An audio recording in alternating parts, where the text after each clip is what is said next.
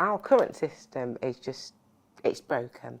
It's energy draining when you are already in a position where you are completely depleted. It's not about funding, it's about safeguarding, doing the right thing. If my dad had been offered early intervention, we might not have gone through 17 years of horror.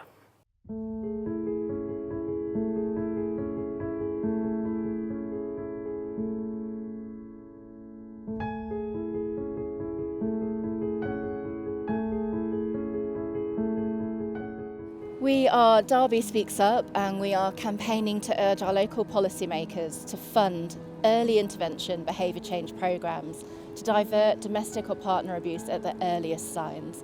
People might ask why, what's wrong with the current system and programmes we've already got? The current justice system is not delivering justice. The rates of convictions and outcomes from the courtroom cannot be described as justice. They are incredibly low, and that's just for the small proportion of cases that make it that far.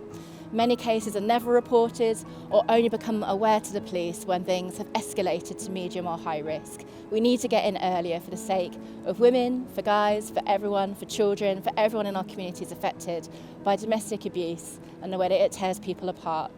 We can do this. Other cities are doing this. So Derby Speaks Up.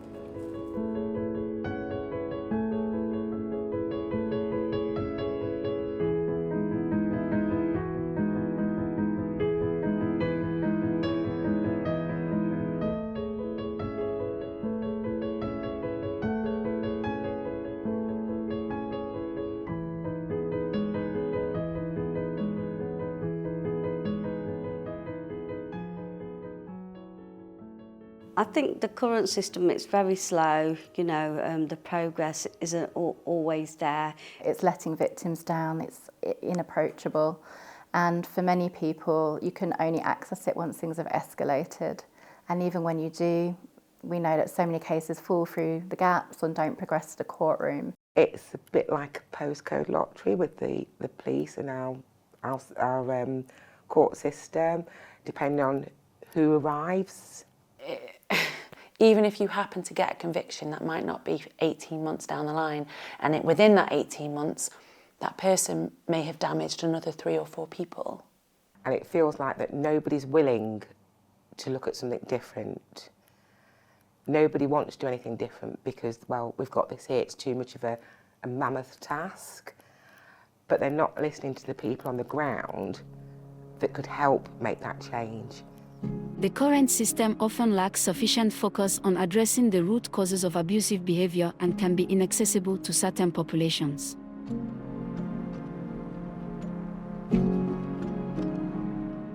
I think a lot of families, because, that there are disputes or arguments or disagreements, and I think that early intervention, it's more kinder, and it's more approachable, for families. They don't want to go to the extreme at that stage.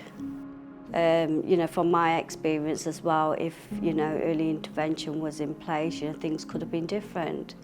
In cases like my own family's, intervention early on might have helped my dad to realise what he needed, access help, learn to express his emotions, which would have prevented some of the violence. Certainly when I was involved with Women's Aid, situations where women wanted to be with a husband but couldn't see any, or sometimes did go back and then had to return to a refuge or be got to a safe place. Because there was no ongoing support to help that change in attitudes and behaviour, I think it would be cost effective, quite apart from being socially really important.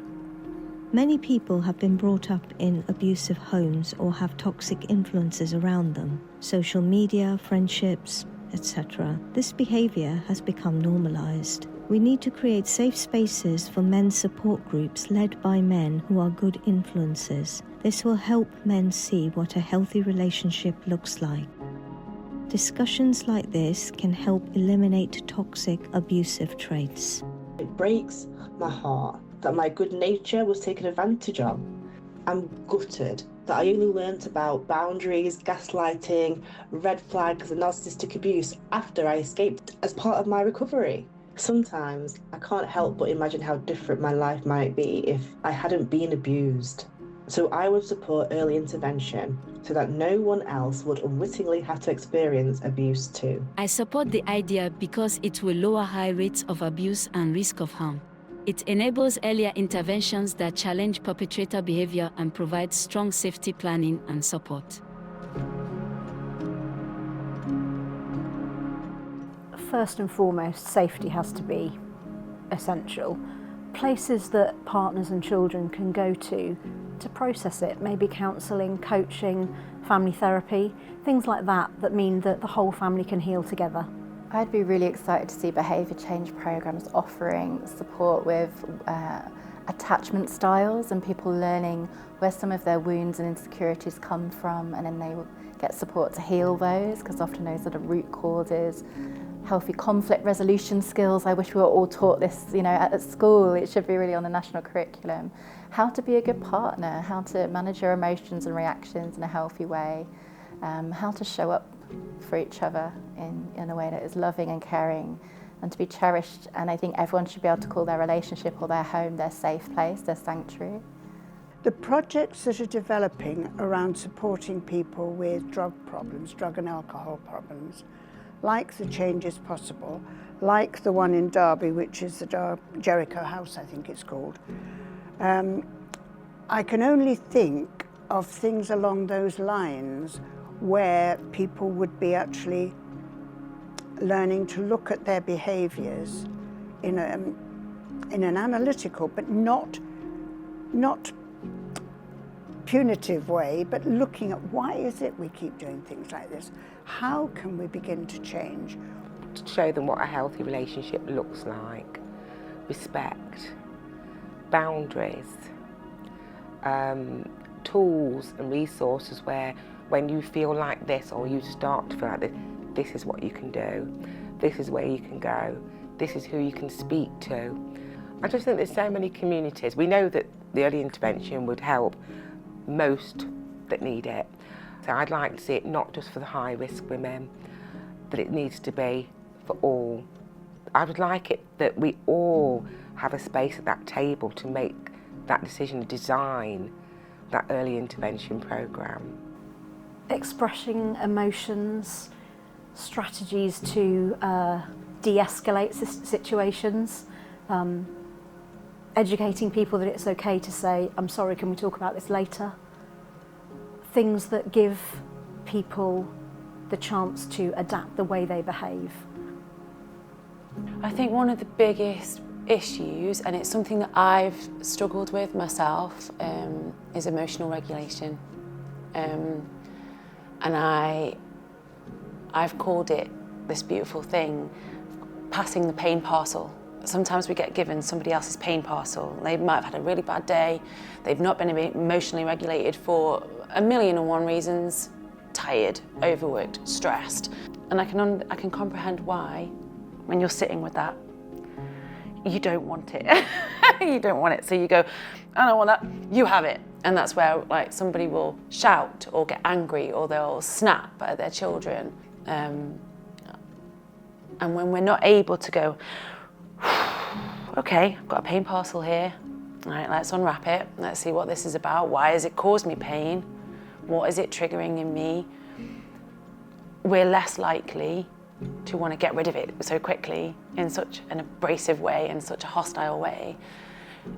I found quite a lot of the times people that fall under the perpetrator umbrella are really struggling to process the amount of pain parcels that they have.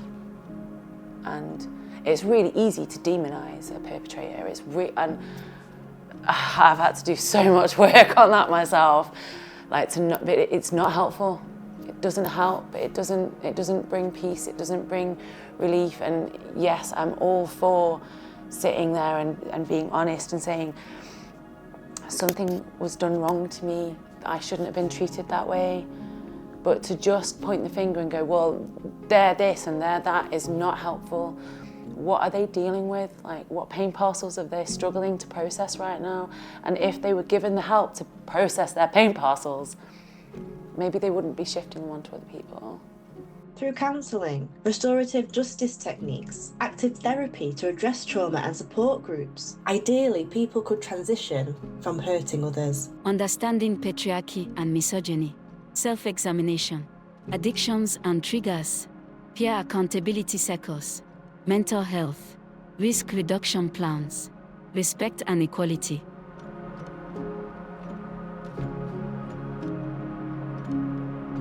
Not everyone trusts these spaces. Sometimes these spaces have been used against victims. It's really important that victims have access to intervention without having to go through the police or government agencies, because there's a lot of fear and mistrust for good reason. Racialised communities, women, disabled people, LGBT communities, people who have arrived to the UK and have uncertain immigration status or on a spousal visa, for example, are often very fearful that if they come forward and seek help that they may face consequences. But again, for many women, they don't want prison and punishment, they want support and they want early intervention to change the behaviour. Not everybody wants to go to the police. Not everybody's had very good experiences with the police. And maybe they don't want a big police presence. Police can be very intimidating, especially if two giant men come around your house, and you've got children. It escalates it to a point where if you've got children and you're involved in one of those kinds of relationships, do you, or your neighbours, there's so many reasons why you don't want to go that route. It's very visible and it's very public. It's important for perpetrator programs to be accessible without involvement from police or agencies because it encourages earlier intervention, encouraging them to acknowledge their issues and come forward, reducing the stigma associated with seeking help, ultimately leading to a higher likelihood of perpetrators addressing their abusive behavior and preventing further harm to victims.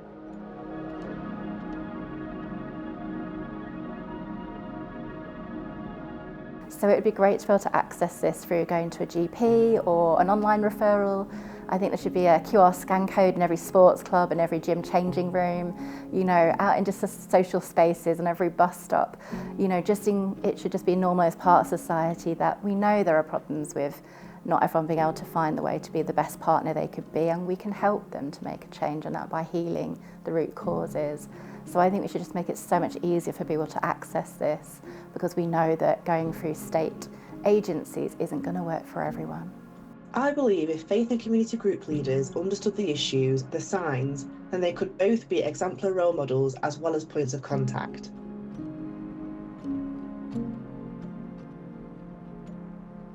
It has a major impact on the children, their education, their learning, their development. As a disabled survivor, an earlier intervention program would have prevented further escalation of the abuse. Also, it would have reduced the long-term impact on me. There is a lack of long-term funding. I was part of a charity that sadly closed down due to lack of funding. As a result, they had to close their doors. They should not have to heavily rely on fundraising projects to sustain themselves. The impact of the trauma of having experienced abuse can last years, if not a lifetime. Wouldn't it be fantastic if we could put something into place that would stop the abuse before it resulted in so much harm? Purely financial basis, it would cost them less to have to than intervening at a later stage when things are really difficult. But in a more positive way, just an improvement in the whole of our society and values for the next generation as well. Definitely over the years of working with women, they'll ask, can we get him some help because he wants to change?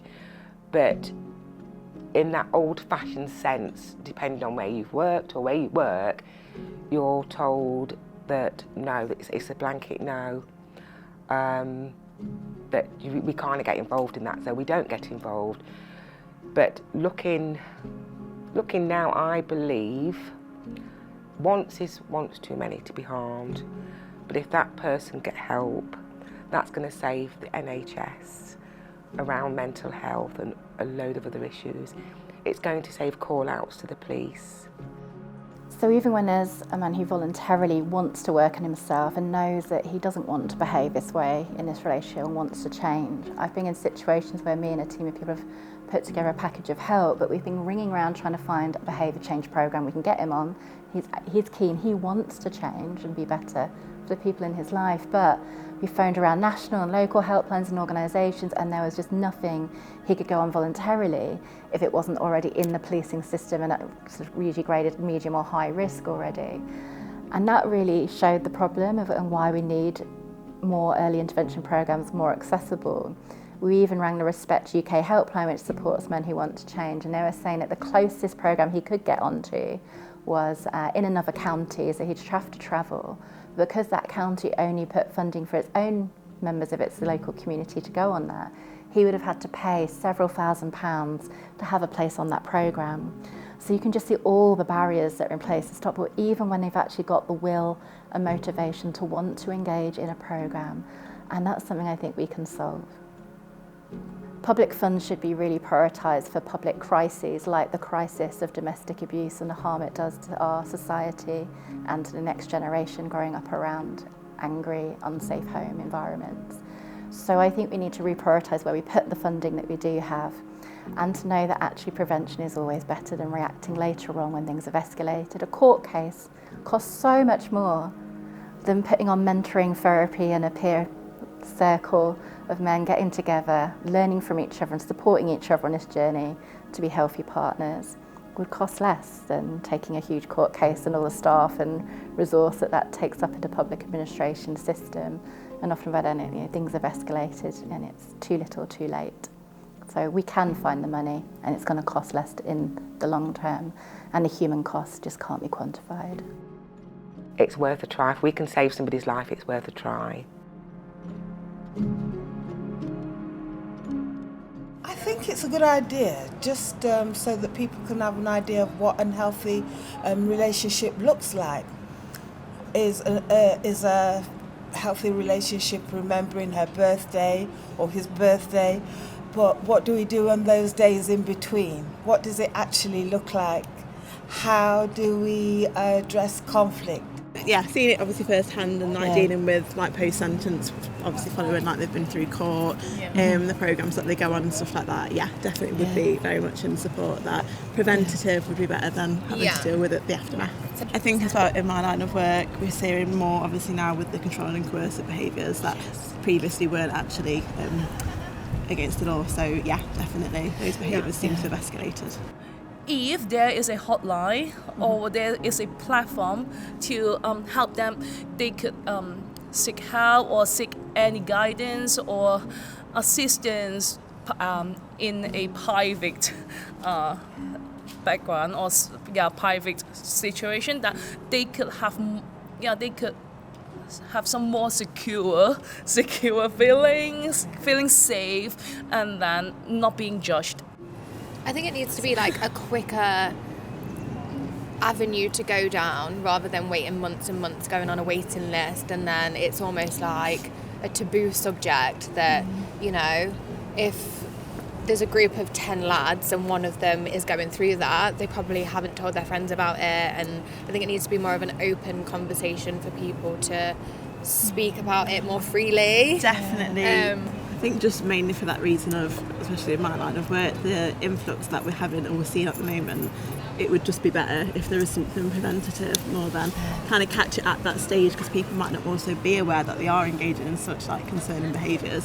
And if it just takes one person to speak up of that partner, hopefully then that might save future partners. So I think early intervention, some talks, seminars, or even therapy. Actually, I'm a music therapist, so I have also worked with those people affected by domestic abuse. So I understand from their background, they may not realize what they are facing too. So I think have this campaign that could help them, educate them to understand what the situation, what's the circumstances. Early intervention is something that is good for society in general. Healthy, happy relationships lead to healthy, happy children, lead to a healthy, happy society.